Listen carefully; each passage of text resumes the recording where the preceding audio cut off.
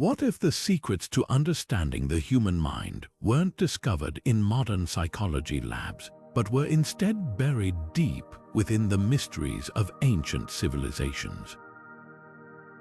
Long before Freud or Jung, cultures like the Egyptians, Greeks, and Mayans were already unraveling the complexities of the human psyche in ways that still astonish us today. They didn't have brain scans or clinical studies, yet their insights into human behavior, emotions, and consciousness were remarkably profound. Think of their wisdom as a hidden treasure chest, filled with timeless truths about who we are, truths that have been waiting for centuries to be rediscovered. Why does this matter now? Because these ancient civilizations didn't just study the mind, they lived it. They built entire systems of philosophy, spirituality, and even architecture around their understanding of human nature. What did they know about our inner world that we're only starting to grasp today? How did they harness this knowledge to create societies, rituals, and belief systems that shaped their entire way of life? And most importantly, what can we learn from them to better understand ourselves and the world around us? In this video, we'll journey back in time to explore the fascinating ways ancient civilizations understood the human psyche. From the symbolic dream interpretations of the Egyptians to the philosophical musings of the Greeks and the cosmic consciousness of the Mayans, we'll uncover the wisdom they left behind and how it can still guide us today. So, are you ready to unlock the secrets of the past and see the human mind in a whole new light? Let's begin.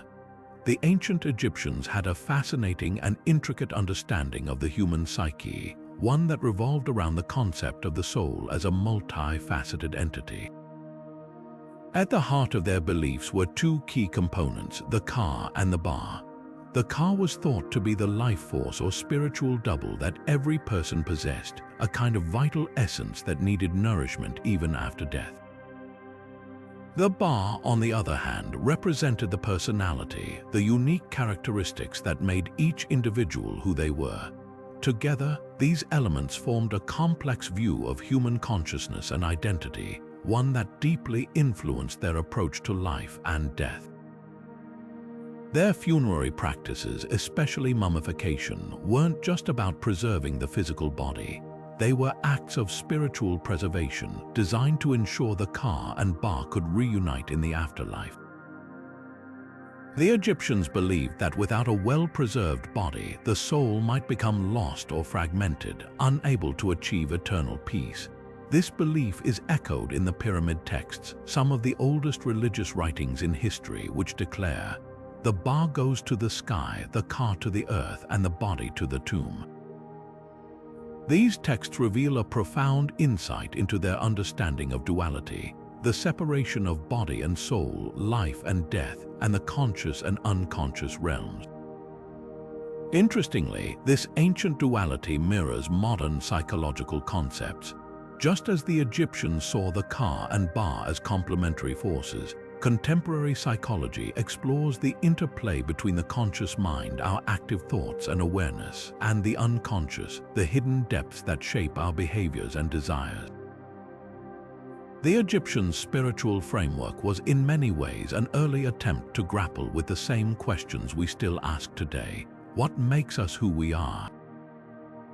And how do the seen and unseen parts of ourselves interact to create our sense of identity? This ancient wisdom didn't exist in isolation. The Egyptians' ideas about the soul and the afterlife influenced neighboring cultures and later civilizations who built upon and adapted these concepts in their own ways. Their legacy is a testament to humanity's enduring fascination with the mysteries of the mind and spirit.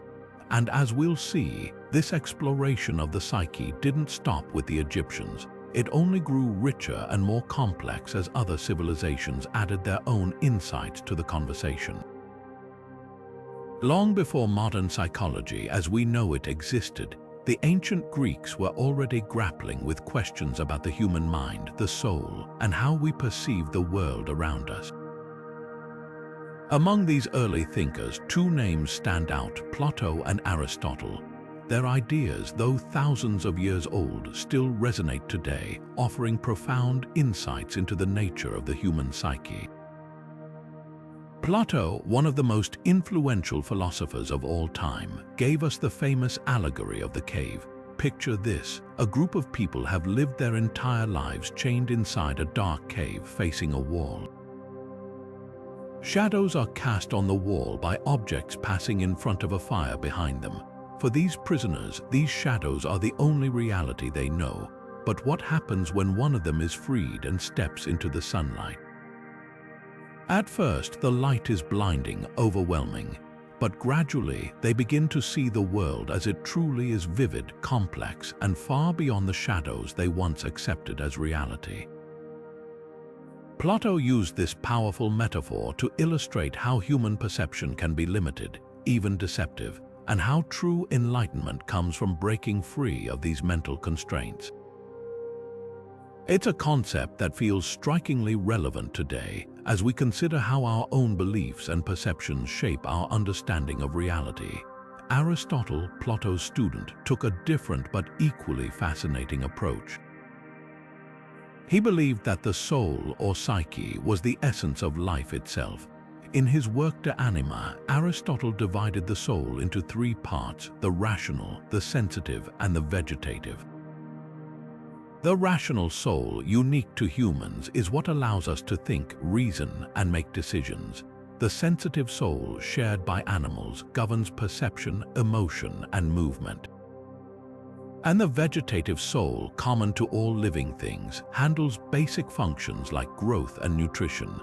This framework was revolutionary for its time, laying the groundwork for later studies of the mind and behavior. Aristotle's emphasis on observation and categorization also marked a shift toward a more systematic study of human nature, one that would influence thinkers for centuries to come. Both philosophers left behind enduring legacies. Plato's allegory of the cave reminds us that our understanding of the world is shaped by our experiences, and that true knowledge often requires questioning what we think we know. Aristotle's exploration of the soul, meanwhile, introduced a structured way of thinking about the mind that would pave the way for future psychological theories. Together, their work represents some of the earliest attempts to understand the complexities of human thought and behavior, a foundation that continues to inform our understanding of the psyche today. The ancient Mayans saw the cosmos not as a distant, impersonal expanse, but as a living, breathing force deeply intertwined with the human psyche. For them, the stars, planets, and even the cycles of time were not just observations, they were mirrors reflecting the inner workings of the mind and soul. This cosmic connection was at the heart of their understanding of human behavior, destiny, and purpose. Central to this worldview was their intricate system of astrology and calendars. The Mayans believed that the position of celestial bodies at the moment of a person's birth could reveal their character, strengths, and challenges. Their famous long count calendar wasn't just a tool for tracking time, it was a map of cosmic energies that influenced human life. By studying these patterns, the Mayans sought to decode the mysteries of the human psyche, offering guidance on how to navigate life's complexities. But their understanding went beyond mere prediction. Rituals and ceremonies were designed to align the individual psyche with the rhythms of the universe. Take, for example, their sacred ball game, Pak-a-Tak. Far more than a sport, it was a symbolic act meant to harmonize the players with cosmic forces, representing the eternal struggle between light and darkness, order and chaos. Through these rituals, the Mayans believed they could achieve balance not just in the external world, but within themselves. The Popol Vuh, their sacred text, offers profound insights into this connection. It tells the story of the hero twins who journey through the underworld, facing trials that symbolize the challenges of the human mind. Their victories represent the triumph of wisdom, resilience, and self-awareness over fear and ignorance. This narrative wasn't just mythology, It was a psychological guide teaching the Mayans how to confront their inner struggles and emerge stronger. What's fascinating is how these ancient ideas echo a universal human quest, the desire to understand the mind and its place in the cosmos. The Mayans' belief in the interconnectedness of all things reminds us that even thousands of years ago, people were searching for meaning, balance, and harmony, not just in the world around them, but within themselves. The ancient Indian texts known as the Vedas are among the oldest and most profound writings in human history, offering a treasure trove of wisdom about the nature of consciousness and the self. For thousands of years, these sacred scriptures have guided seekers in understanding the deeper layers of the human psyche, revealing insights that remain strikingly relevant even today.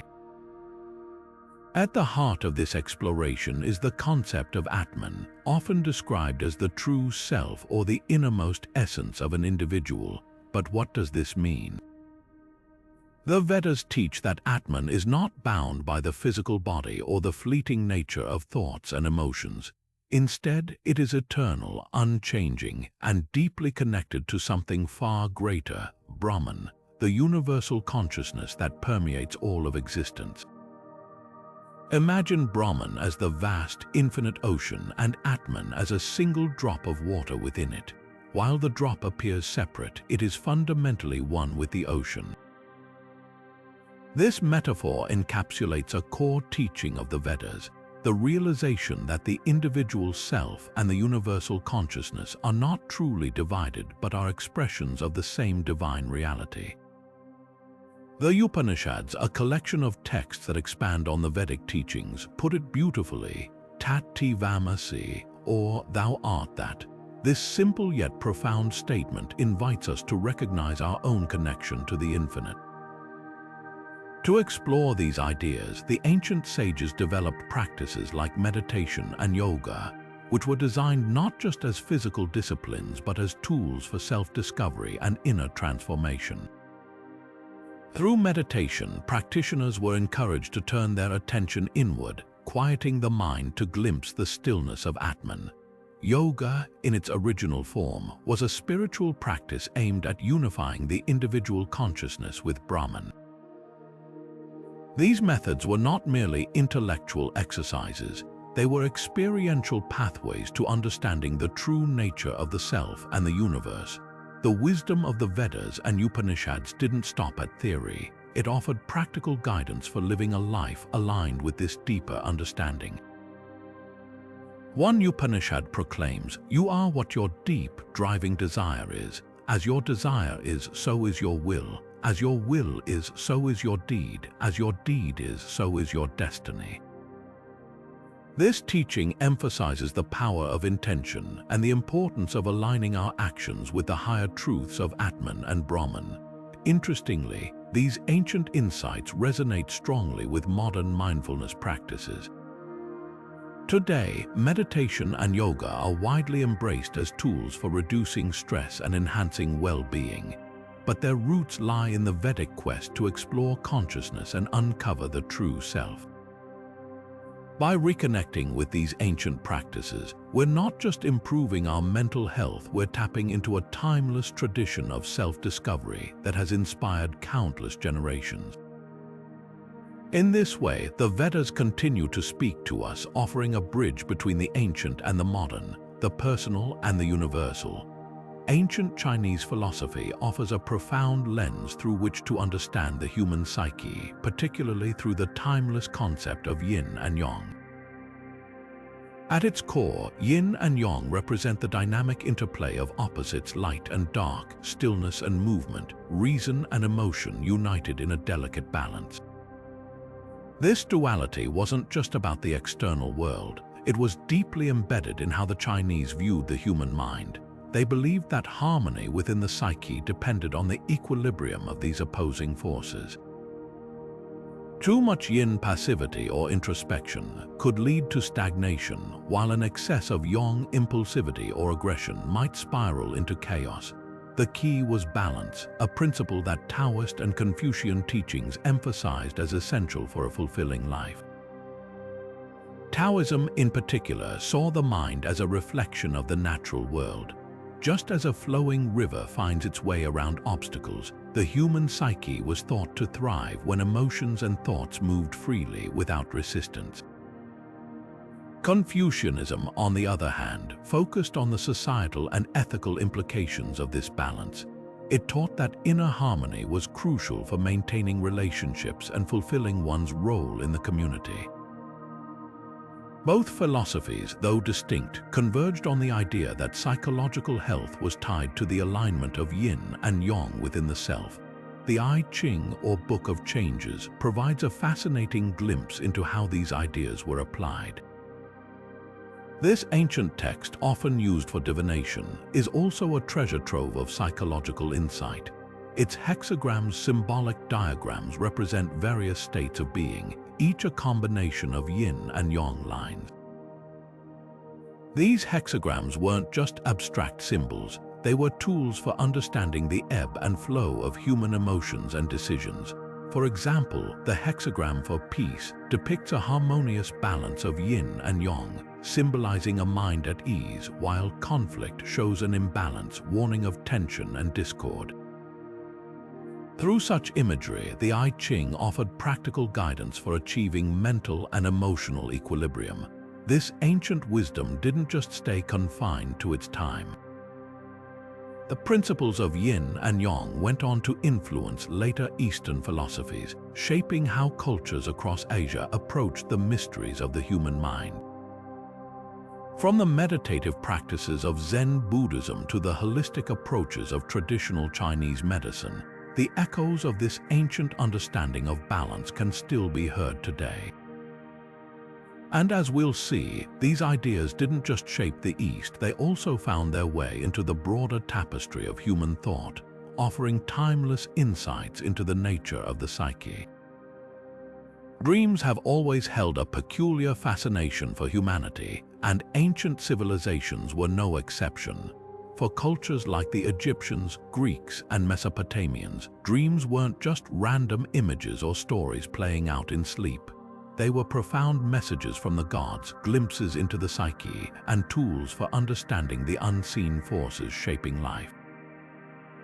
The Egyptians, for instance, believed dreams were a direct line to the divine. They even built special dream temples where people would sleep in hopes of receiving guidance or healing from the gods. Priests would interpret these dreams, using them to diagnose illnesses or offer spiritual counsel. It wasn't just about predicting the future, it was about connecting with something deeper within themselves. The Greeks took this a step further, viewing dreams as a bridge between the mortal and the divine. Greek philosophers like Aristotle and Hippocrates even speculated on the origins of dreams, suggesting they were tied to the soul's emotions and desires. But it was Artemidorus, a Greek writer from the 2nd century, who truly codified the art of dream interpretation in his work, the Wonera Critica. This text wasn't just a collection of superstitions, it was a detailed guidebook categorizing dreams by their symbols and meanings. For example, dreaming of flying might symbolize ambition or freedom, while dreaming of water could represent emotional turmoil. Artemidorus's work shows us how seriously ancient cultures took the idea that dreams could reveal hidden truths about the dreamer's psyche. Mesopotamians, too, saw dreams as a powerful tool for prophecy and self-discovery. Clay tablets from ancient Mesopotamia reveal that priests and scribes meticulously recorded dreams, believing they could foretell wars, droughts, or even personal fortunes. These interpretations weren't just about predicting events, they were about understanding the dreamer's place in the world and their relationship with the divine. Dreams were a way to confront fears, unlock creativity, and even prepare for challenges ahead. What's striking is how these ancient practices mirror some of our modern ideas about dreams. While we might not see them as messages from the gods, we still turn to dreams to uncover hidden fears, desires, and emotions. The ancient belief that dreams are a window into the psyche feels surprisingly relevant even today. As we explore these ancient practices, it's hard not to wonder, are dreams still a mysterious frontier of the mind waiting to be fully understood? The ancients certainly thought so, and their insights continue to intrigue us, bridging the gap between the past and our ongoing quest to understand the human experience. Ancient shamans were more than just spiritual leaders, they were pioneers of the human psyche, exploring the depths of consciousness long before modern science even existed. These early practitioners used a combination of rituals, sacred herbs, and rhythmic music to induce altered states of mind, believing these states allowed them to bridge the gap between the physical and spiritual worlds. For shamans, this wasn't just an act of mysticism, it was a profound tool for healing and understanding the human condition. Take, for example, the Siberian shamans who would enter trance-like states through repetitive drumming and chanting. They believed that in these altered states they could communicate with spirits, diagnose illnesses, and even guide lost souls.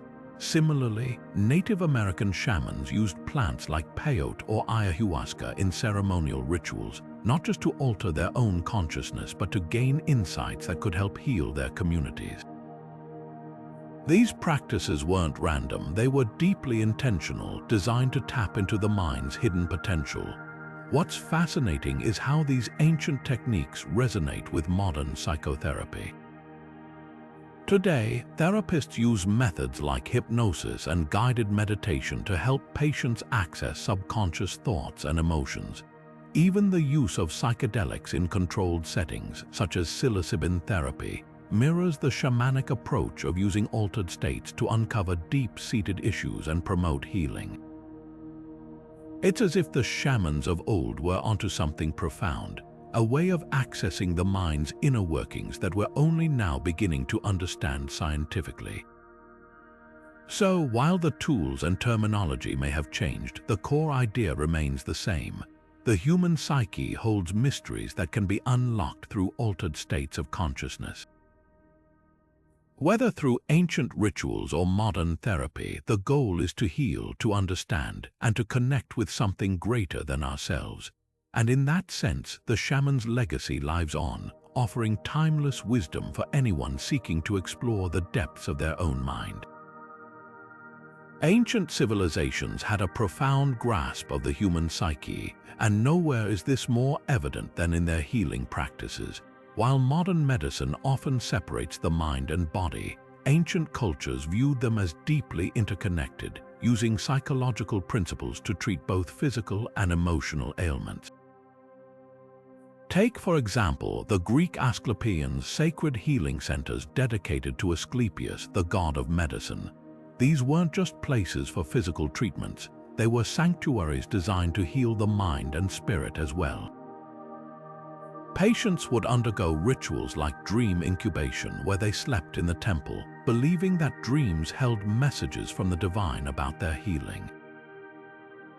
This practice wasn't just spiritual, it tapped into the power of the subconscious, encouraging the mind to participate in its own recovery. Similarly, the ancient Egyptians understood the therapeutic potential of art, music, and ritual.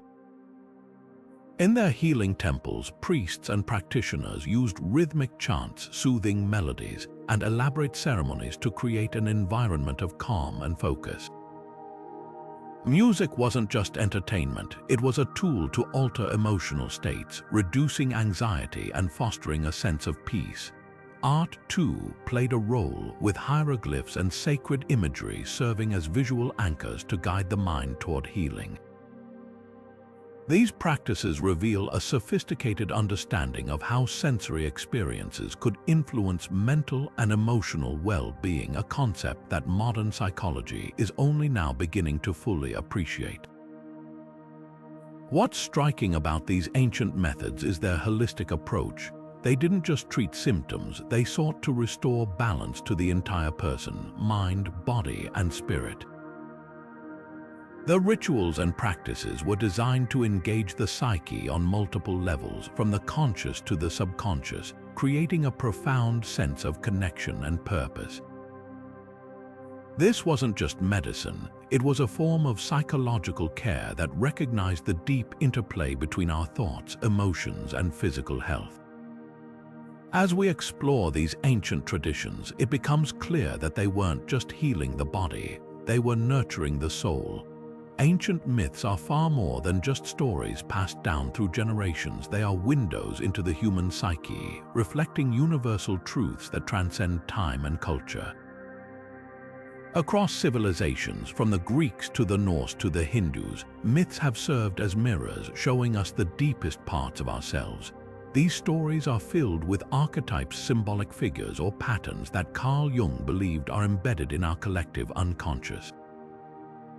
These archetypes, like the hero, the trickster, and the mother, appear again and again, not just as characters but as representations of fundamental aspects of human experience. Take, for example, the hero archetype, often seen in myths like the Epic of Gilgamesh.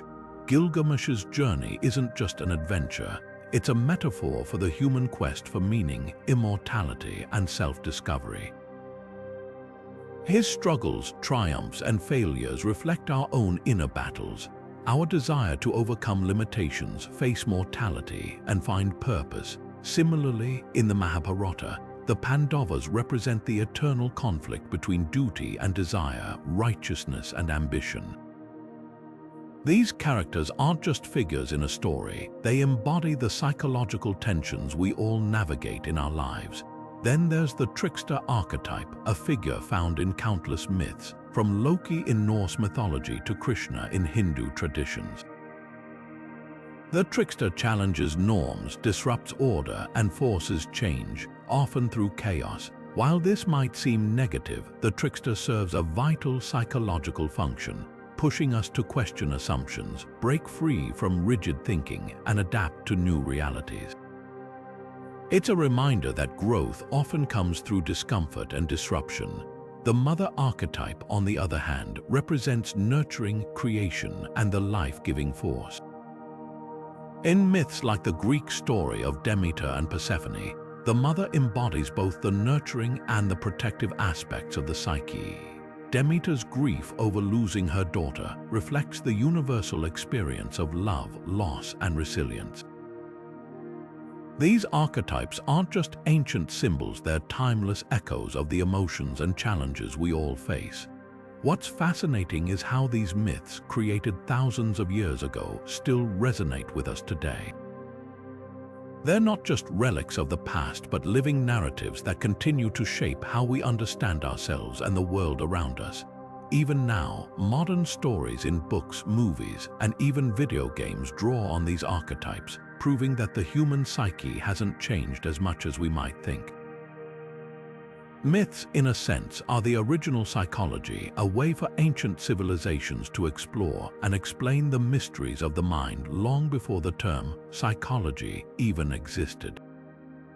And as we'll see, this ancient wisdom still has a lot to teach us about who we are.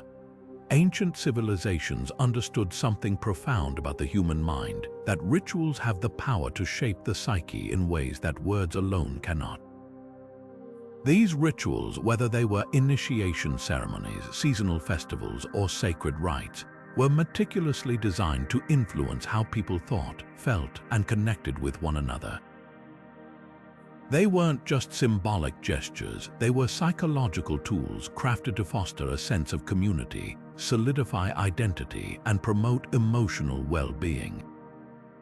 Take the Eleusinian mysteries, for example. These secret rites, held in ancient Greece, were designed to guide participants through a transformative experience. Those who took part in the mysteries were said to emerge with a renewed sense of purpose and a deeper understanding of life and death. The rituals involved fasting, processions, and symbolic acts, all of which worked together to create a profound emotional and psychological impact. It wasn't just about belief, it was about experience. The act of participating in these ceremonies helped individuals confront their fears, connect with others, and find meaning in the mysteries of existence. Similarly, the Aztecs used rituals to bind their society together and maintain harmony with the cosmos. Their ceremonies, often tied to the cycles of the sun and moon, were elaborate and deeply symbolic. Take the new fire ceremony, held every 52 years. This ritual marked the end of one calendar cycle and the beginning of another, symbolizing renewal and rebirth. The entire community would extinguish their fires and wait in darkness until priests lit a new flame, which was then carried to homes across the empire. This act wasn't just about fire, it was about unity, hope, and the collective psyche of a people. It reminded them of their shared identity and their place in the universe. What's fascinating is how these ancient rituals continue to echo in our modern lives.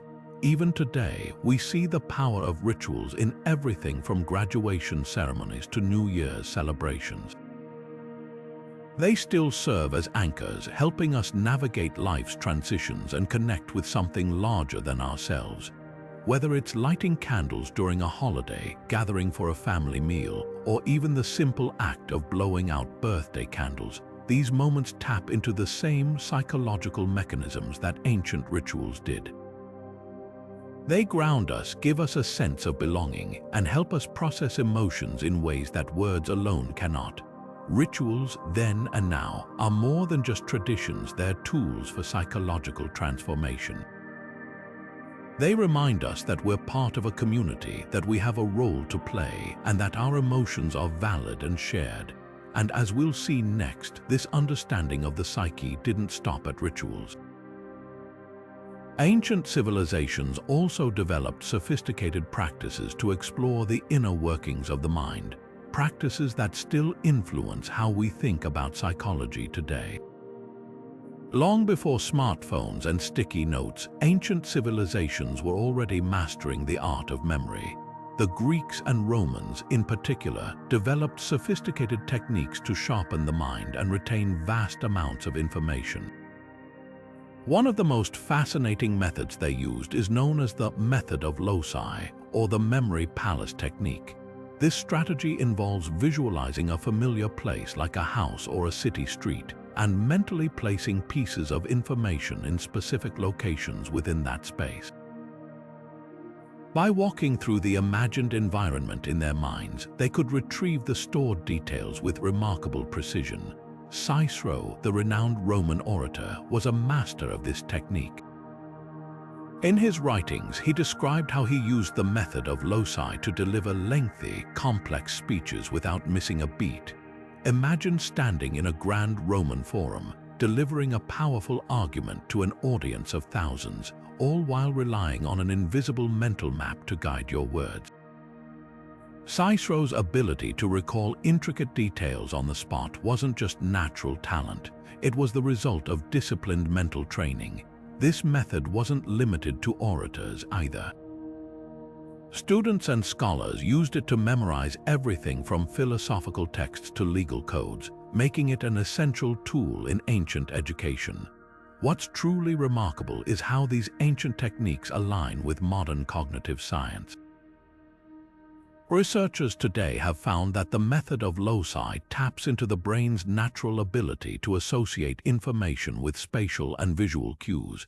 This isn't just a quirky historical footnote, it's a testament to the ingenuity of ancient minds and their understanding of how the human brain works. In fact, modern memory champions still use variations of these techniques to perform incredible feats, like memorizing the order of a shuffled deck of cards in seconds. The legacy of these ancient practices reminds us that the quest to unlock the full potential of the human mind is as old as civilization itself. And as we continue to explore the mysteries of memory and cognition, we're rediscovering just how much the past has to teach us about the future of mental training.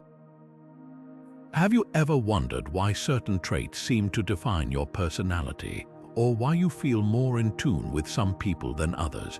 Ancient civilizations were asking these same questions thousands of years ago, and their answers were written in the stars.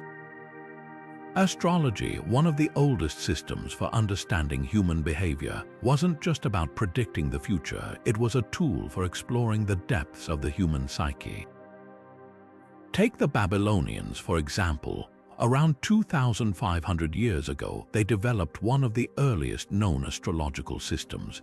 They believed that the positions of celestial bodies at the time of a person's birth could reveal their character, strengths, and even challenges. The zodiac, which we still reference today, was their way of mapping these cosmic influences. Each sign, from Aries to Pisces, was thought to carry specific psychological traits. Aries, for instance, symbolized boldness and initiative, while Pisces was associated with intuition and empathy. These interpretations weren't just random, they were deeply tied to observations of human behavior and the natural world. The Hellenistic Greeks took these ideas even further.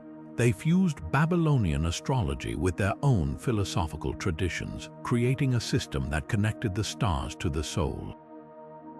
For them, the zodiac wasn't just a way to categorize people, it was a guide to self-awareness. They believed that understanding your astrological sign could help you navigate life's challenges and align with your true purpose. Imagine living in a world where the stars weren't just distant lights, but mirrors reflecting your inner self. What's fascinating is how these ancient systems still resonate today. Even if you don't fully believe in astrology, there's something compelling about the way it frames personality. It's not just about the stars, it's about the human desire to understand ourselves and our place in the universe. The Babylonians and Greeks saw astrology as a way to decode the mysteries of the mind, and in many ways that quest continues. Whether it's through astrology, psychology, or other means, we're still searching for answers to the same timeless questions. Who are we, and why do we act the way we do? This ancient practice reminds us that the stars might not hold all the answers, but they do reflect something profound, our endless curiosity about the human experience. And perhaps in that sense, astrology's greatest legacy isn't its predictions, but its role as a mirror, showing us how deeply we've always wanted to understand ourselves. From the intricate patterns of the mandala to the serpent eating its own tail in the Ouroboros, ancient civilizations understood something profound about the human mind. Symbols are more than just images, they are windows into the psyche. These enduring symbols weren't merely decorative, they served as tools for understanding the self, the universe, and the connection between the two. Take the mandala, for instance. In Tibetan Buddhism, mandalas are not just beautiful geometric designs, they are spiritual maps used in meditation. Each line, color, and shape represents a different aspect of consciousness, guiding practitioners on a journey inward. By focusing on the mandala, meditators could explore their own minds, peeling back layers of thought and emotion to reach a deeper state of awareness. This wasn't just art, it was psychology in action, centuries before the term even existed. Then there's the Ouroboros, the ancient Egyptian symbol of a serpent devouring its own tail.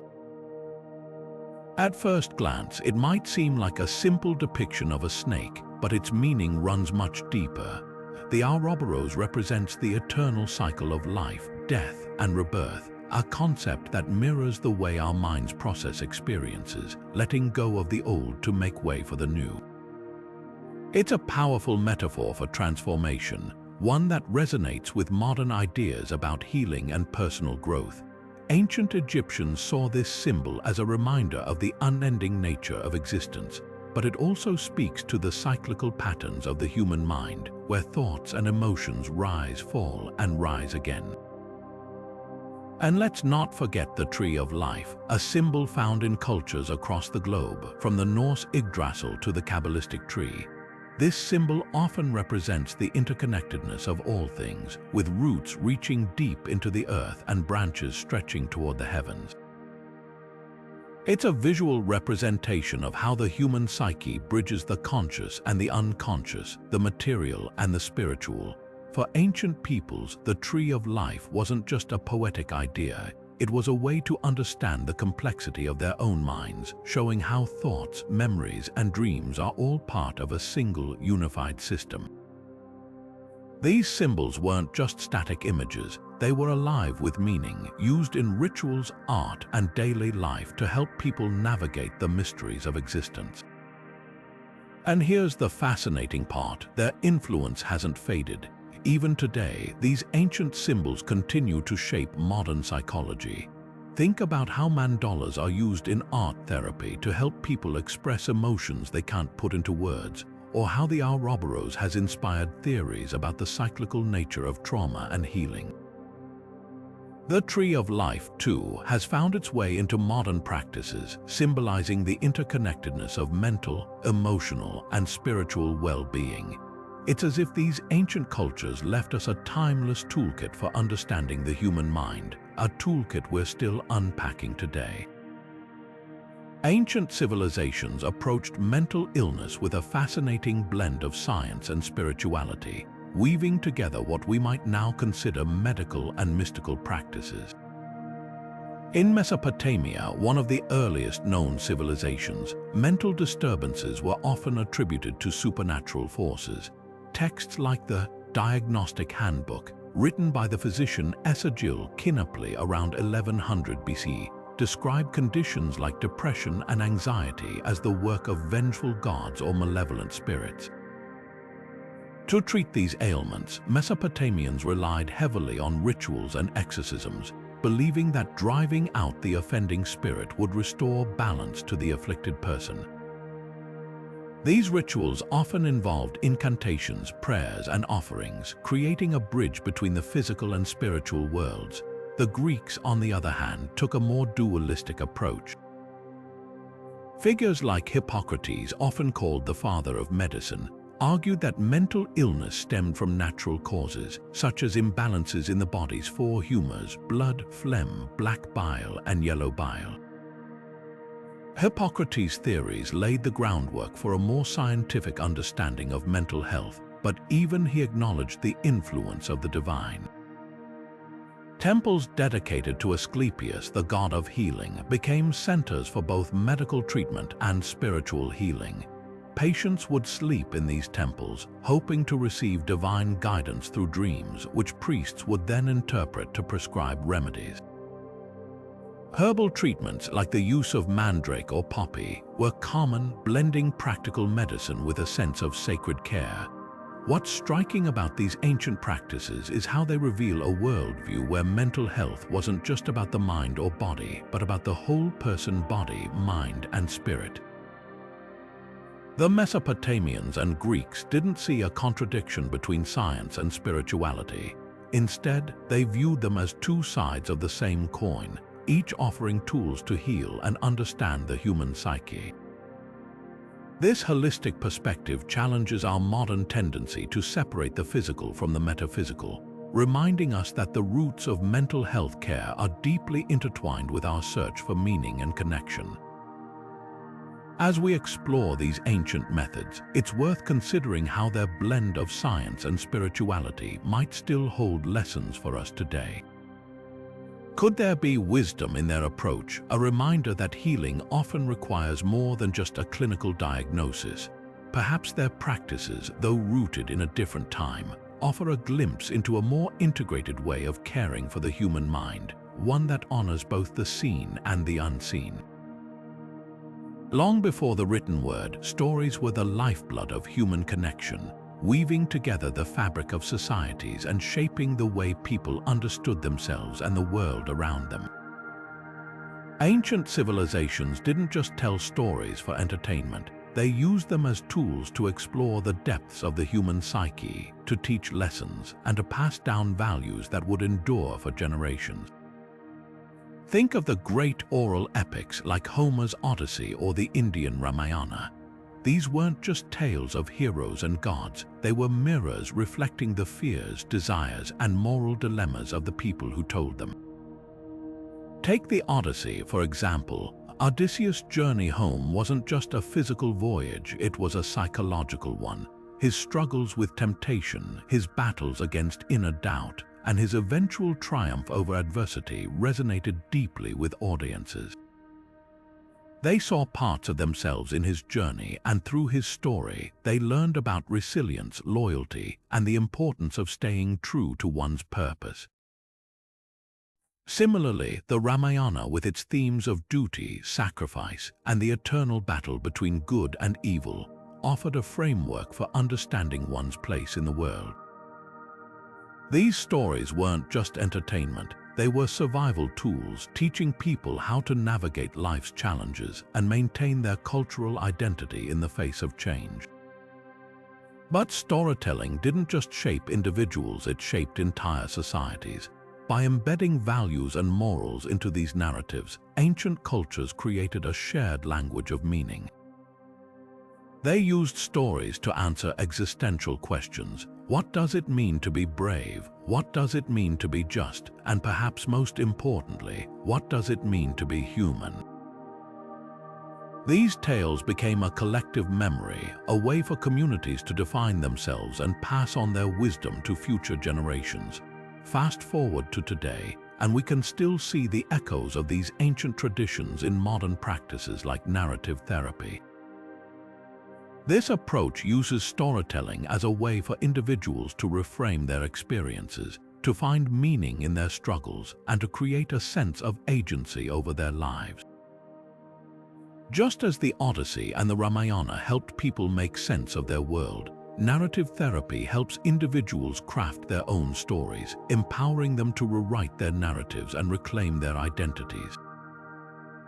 It's a powerful reminder that even in our modern world, the stories we tell and the ones we choose to believe still shape who we are. The ancient world was filled with practices that sought to uncover the mysteries of the human mind long before modern psychology existed. One of the most fascinating examples is the use of divination, not just as a tool to predict the future, but as a way to explore the inner self. From the Etruscans in ancient Italy to the Chinese dynasties, divination methods like tarot, runes, and oracle bones were deeply intertwined with psychological insight and self-reflection.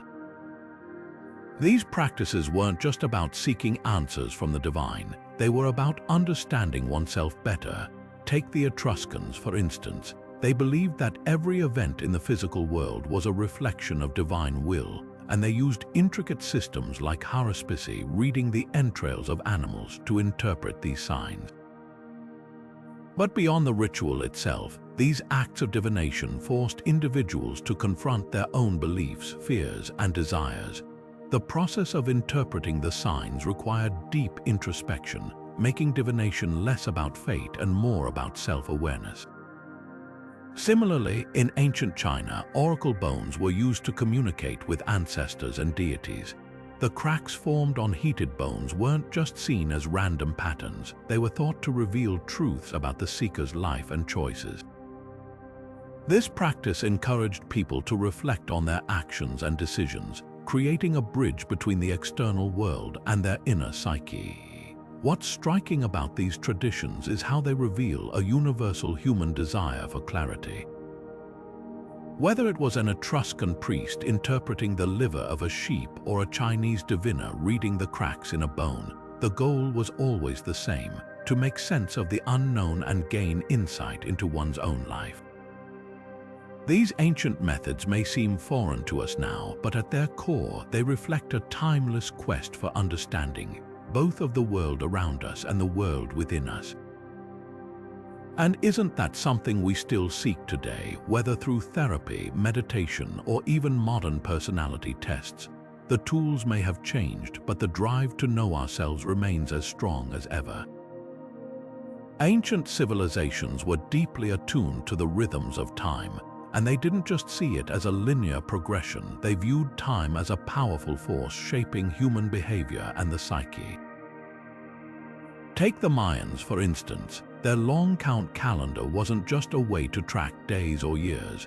It was a sophisticated system that connected cosmic cycles to human experience. They believed that time moved in grand, repeating patterns, and these cycles influenced everything from individual destinies to the rise and fall of civilizations. For the Mayans, understanding time meant understanding the deeper forces at play in life itself. The Hindu tradition offers another fascinating perspective with its concept of yugas, or great ages of time. According to this worldview, time moves through 4 distinct cycles, each with its own characteristics that shape human consciousness and behavior. In the Satya Yuga, for example, humanity was said to live in harmony with divine truth, while the Kali Yuga, the age we're believed to be in now, is marked by moral and spiritual decline. These cycles weren't just abstract ideas, they were seen as living realities that influenced how people thought, acted, and even governed their societies. What's striking is how these ancient systems tied the passage of time to the human psyche. They didn't just measure days and years, they used time to explain why people behave the way they do, why societies rise and fall, and how individuals could align themselves with cosmic rhythms to live more meaningful lives. The Mayans and Hindus didn't just observe time, they saw it as a mirror reflecting the inner workings of the human mind and spirit. And here's something to ponder: could these ancient ideas about time still hold relevance today? Think about how we talk about time management, productivity, and even mental health in the modern world. We often feel rushed, overwhelmed by the ticking clock, yet these ancient cultures remind us that time isn't just something to be managed, it's something to be understood, respected, and perhaps even aligned with on a deeper level. Maybe there's wisdom in their cyclical view of time, a reminder that life isn't just about moving forward, but also about recognizing the patterns that shape who we are. As we explore these ancient philosophies, it's hard not to wonder how their insights might help us navigate our own relationship with time. Could their cyclical understanding of time offer a new perspective on our fast-paced lives? Let's take this idea further and see how these ancient concepts might still echo in the way we think about time today. Ancient civilizations understood something profound about the human psyche that we're only now beginning to fully appreciate: the transformative power of nature. For them, the natural world wasn't just a backdrop for life. It was a living, breathing force that could heal, guide, and even reveal the deepest truths of the mind and soul. Take the Celts, for example. They revered sacred groves as places where the veil between the physical and spiritual worlds was at its thinnest. These groves weren't just clusters of trees, they were sanctuaries where rituals, meditation, and communal gatherings took place. The Celts believed that immersing oneself in these spaces allowed for a deeper connection to the self and the divine. The rustling of leaves, the play of light through the canopy, it all served as a form of natural therapy, calming the mind and opening it to introspection. Similarly, Native American traditions placed immense value on the spiritual and psychological benefits of nature.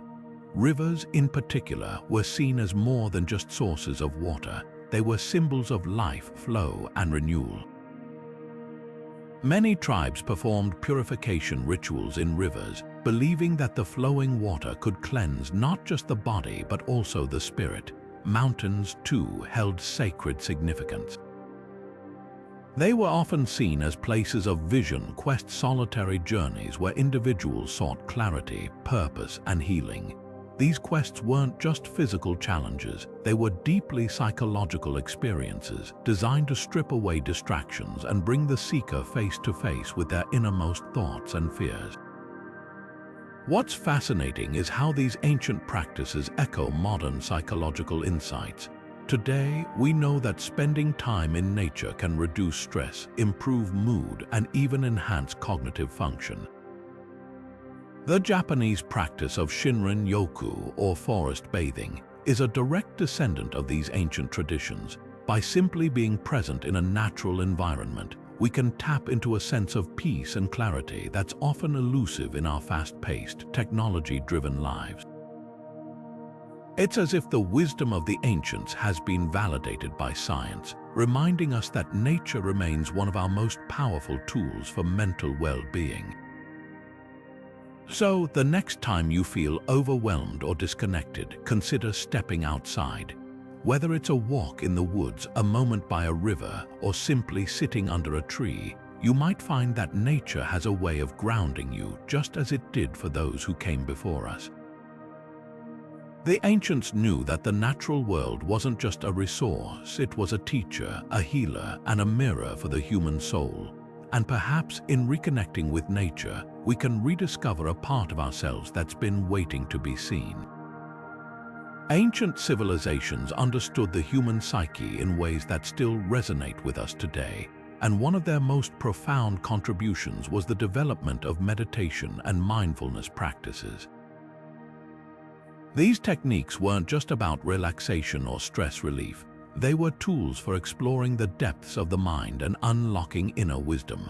Take, for instance, the Buddhist tradition, which refined meditation into a precise art form. Through breath control, practitioners learn to quiet the mind, focusing on the rhythm of their breathing to achieve a state of deep awareness.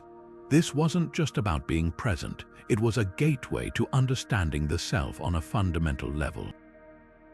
Similarly, in Taoist practices, breathwork was paired with visualization, imagining energy flowing through the body to harmonize the mind and spirit.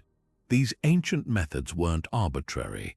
They were rooted in a profound understanding of how the mind works and how to guide it toward clarity and peace. But meditation wasn't limited to just breathe and visualization. Mantras, repeated words or sounds, played a crucial role in many traditions. In Buddhism, chanting mantras like Om Mani Padme Hum was believed to align the practitioner with higher states of consciousness, creating a mental environment where distractions faded and deeper truths could emerge. The repetition acted like a mental anchor, grounding the mind while allowing it to explore its own depths. In Taoism, similar practices involved reciting sacred texts or phrases to cultivate inner stillness. These methods weren't just spiritual exercises, they were scientific in their approach, designed to rewire the brain and create lasting changes in how people perceived themselves and the world around them. What's fascinating is how these ancient techniques have found their way into modern mindfulness movements. Today, practices like breath-focused meditation and mantra repetition are staples in mindfulness apps, therapy sessions, and wellness programs. The connection is clear. These methods have stood the test of time because they work. Whether it's a Buddhist monk sitting in silence or a busy professional taking a few minutes to breathe deeply, the goal remains the same: to quiet the noise of the mind and tap into a deeper sense of awareness.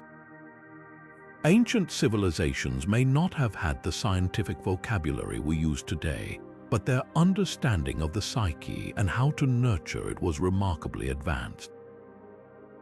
And as we continue to explore these practices, we're not just reconnecting with the past, we're rediscovering tools that can help us navigate the complexities of modern life with greater clarity and purpose. Ancient civilizations understood something profound about the human mind: that sound has the power to shape our emotions, thoughts, and even our sense of connection to the world around us. Long before modern psychology, cultures across the globe used music and rhythmic patterns to influence the psyche in ways that still resonate today. Take the ancient Greeks, for instance. They believed in the concept of ethos, the idea that music could affect a person's character and behavior. Instruments like the lyre and aulos weren't just for entertainment, they were tools for healing and moral education, believed to balance the soul and calm the mind.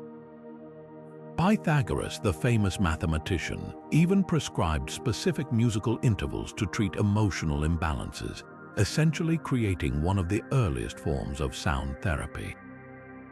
Similarly, in the Vedic traditions of ancient India, sound took on an almost sacred role. The chanting of mantras, particularly the syllable Om, was thought to align the practitioner with the vibrations of the universe, fostering a sense of inner peace and clarity. These chants weren't just words, they were vibrations carefully designed to resonate with the body and mind. Drums, too, played a crucial role in rituals across many cultures, from the shamanic practices of Siberia to the ceremonial gatherings of indigenous tribes in the Americas. The steady, repetitive beats of drumming were used to induce trance-like states, helping individuals access deeper layers of consciousness or even commune with the divine. What's fascinating is how these ancient practices reveal a universal truth: that sound is more than just noise. It's a bridge between the physical and the mental, a way to access and influence the inner workings of the psyche. And while we may not gather in temples or chant mantras in the same way today, the legacy of these practices lives on. Modern sound therapy, binaural beats, and even the calming playlists we use to unwind owe a debt to these ancient insights. Sound, it seems, remains one of the most timeless tools for mental well-being, connecting us not just to ourselves but to the wisdom of those who came before us. Let's step into the fascinating world of alchemy, where the quest for transformation wasn't just about turning base metals into gold. It was a profound metaphor for the human journey toward self-realization. Ancient civilizations like the Egyptians and Chinese saw alchemy as a spiritual and psychological art, a way to refine the self as much as the elements. At the heart of this pursuit was the Philosopher's Stone, a legendary substance believed to grant immortality and enlightenment. But beyond its mythical properties, the Philosopher's Stone represented something far more universal: the potential within each person to achieve inner transformation. Take the Emerald Tablet, a cornerstone of alchemical wisdom often attributed to Hermes Trismegistus. Its famous axiom, "as above, so below," isn't just about the harmony between the cosmos and the earth. It's also a call to align the outer world with the inner self. The tablet's teachings suggest that true transformation begins within, echoing the idea that understanding the self is the key to understanding the universe. Similarly, Chinese alchemy, particularly in texts like the Canton Kai, focused on the balance of yin and yang, emphasizing harmony and the refinement of one's spirit. These practices weren't just about creating elixirs of immortality. They were about cultivating a state of being that transcended the physical.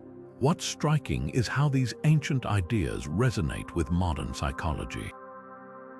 Carl Jung, for instance, saw alchemy as a symbolic representation of the individuation process, the journey toward integrating the conscious and unconscious parts of the psyche.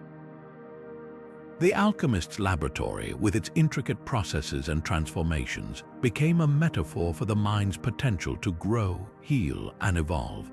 The Philosopher's Stone, in this context, symbolizes the ultimate goal of self-awareness and wholeness. As we explore these connections, it's clear that the ancients were onto something profound. Their alchemical practices weren't just about material gains, they were a roadmap for psychological and spiritual growth. And as we'll see, this ancient wisdom didn't just fade into history, it laid the groundwork for how we understand the human psyche today. Ancient temples were far more than just places of worship. They were masterpieces of psychological design, carefully crafted to influence the human mind and spirit. Imagine walking into the Parthenon in ancient Athens, its towering columns and precise symmetry creating a sense of awe and balance. This wasn't just an aesthetic choice, it was a deliberate attempt to evoke a feeling of harmony and stability within the visitor. The architects of these sacred spaces understood something profound. The environment can shape our inner world. Take Angkor Wat, for example. This sprawling temple complex in Cambodia was designed as a microcosm of the universe, with its intricate carvings and labyrinthine corridors meant to guide the mind toward introspection and enlightenment. The journey through its halls wasn't just physical, it was a metaphorical passage, encouraging visitors to reflect on their place in the cosmos. The rituals performed there, from chanting to meditation, further amplified this effect, creating a space where the psyche could heal and grow. These temples weren't just places to pray, they were centers of learning and transformation. In ancient Greece, the Parthenon doubled as a hub for philosophical discourse, where thinkers like Socrates and Plato would gather to discuss ideas that shaped Western thought. Similarly, Angkor Wat served as a spiritual and educational epicenter, where people came not only to worship but to study astronomy, mathematics, and the arts. The very design of these spaces encouraged curiosity and self-discovery, fostering a sense of connection to something greater than oneself. What's fascinating is how these ancient principles still resonate today.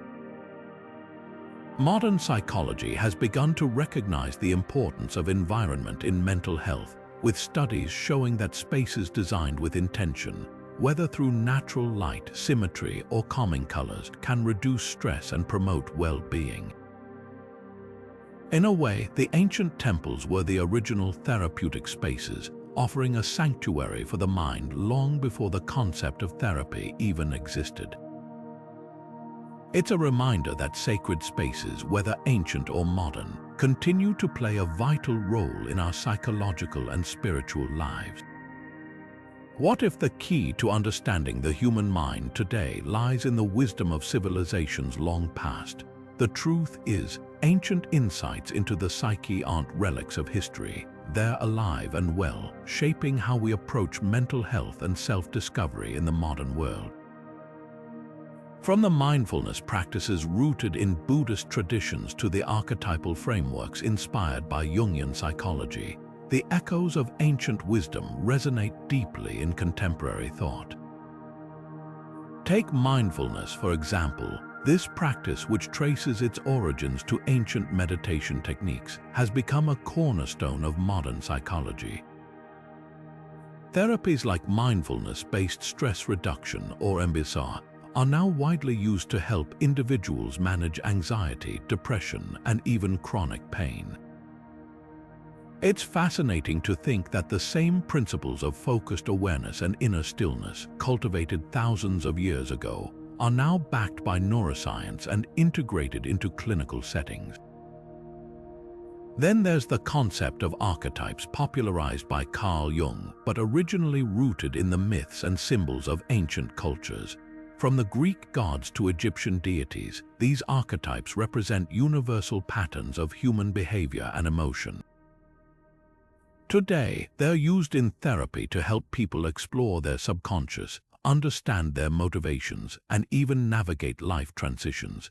It's a powerful reminder that the stories we tell ourselves, whether through ancient myths or modern narratives, shape our understanding of who we are.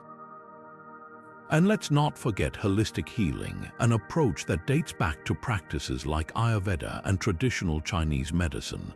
The idea that the mind, body, and spirit are interconnected is now a central tenet of many modern therapies. Techniques like yoga, acupuncture, and even energy healing are being embraced as complementary tools to support mental well-being. This ancient wisdom reminds us that healing isn't just about treating symptoms, it's about restoring balance to the whole person.